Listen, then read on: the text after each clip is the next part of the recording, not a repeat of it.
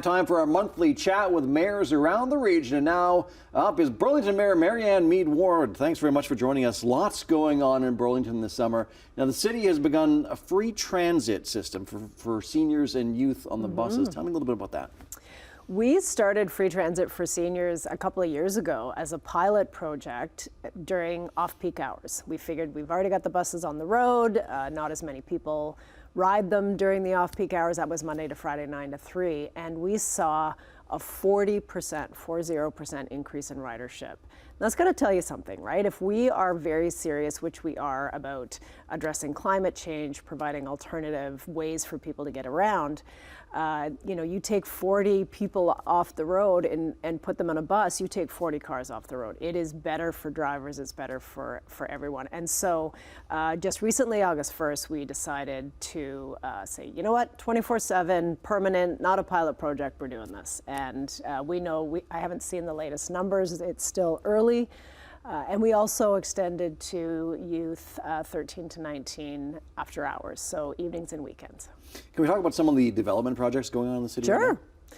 Well, there's 25,000 units in the pipeline. That's in various stages of review. It's, people want to come to Burlington. We're open for business. We welcome development. Of course, we want to direct where we think it should go, which is around our GO stations, aging retail plazas.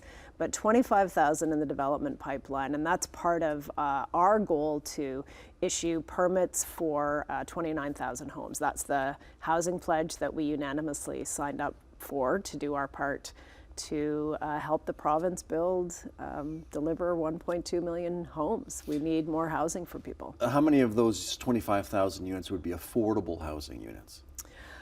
Well, this is a very good question, and it depends, what do you define as affordable? And so that is something that we're working on. The Ontario's Big City Mayors Caucus, which of course I'm the chair of, 29 mayors of the largest municipalities in Ontario. We need to have a standard definition of what affordable is. Is it 80% of income? Is it 30% of your take-home pay? What is it? And then what about assisted housing? What about more deeply affordable housing? Rent geared to income, co-op style, all of that is so desperately needed throughout the province. And so we are working right now, Ontario Big City Mayors, with the Association of Municipalities of Ontario to suggest some standard definitions so we know what we're talking about. And that we also need to focus on making sure that there's a range of housing types.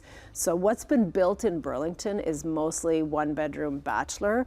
That's not suitable for families. And we know that we need to build more housing for families, and that's going to be at a different price point. So stay tuned. There's lots more to come. We're doing some research on this, and we're offering to work with the province to come up with some of those definitions. But in terms of the housing, the 25,000, some of it will be on an affordability metric, depending on how you define that. But we're also working with Halton Region to buy some units and put it on our housing wait list for people who need assistant government housing. Yeah, because how big of an issue is homelessness in Burlington? We have it, and it's hidden. A lot of people don't realize there are people living in cars, there are people that have pitched tents in some of our wooded areas. Where we are aware of it, we have police and social workers go out and say, look, there's supports available. You don't need to live on the street. Offer people a place to stay in a hotel. We have arrangements with local hotels in Burlington. And we're doing our best to build more housing. We build more social housing units, hundreds of units, in the time that I've been on council, to try to reduce that wait list. But the need is growing because a lot of people are sliding into, paycheck to paycheck, and, the middle class is having a really tough time keeping up. And we know, the average house price in Hamilton is over 800,000. I'm guessing Burlington is significantly higher than that. Over $1 million, yeah. It's very, obviously, clearly unaffordable for a first-time home buyer. And so that is something that can be partially addressed through supply, but there's a lot of other issues and challenges: high interest rates, supply chain, the fact that there aren't enough workers, laborers, tradespeople to build the housing that we need. So it really requires every level of government, the private sector, the nonprofit sector, to work together. And no one level is responsible, and no one level can do it alone. All right, thank you very much, Marianne. Enjoy the rest of your summer. Thank Appreciate your you. time.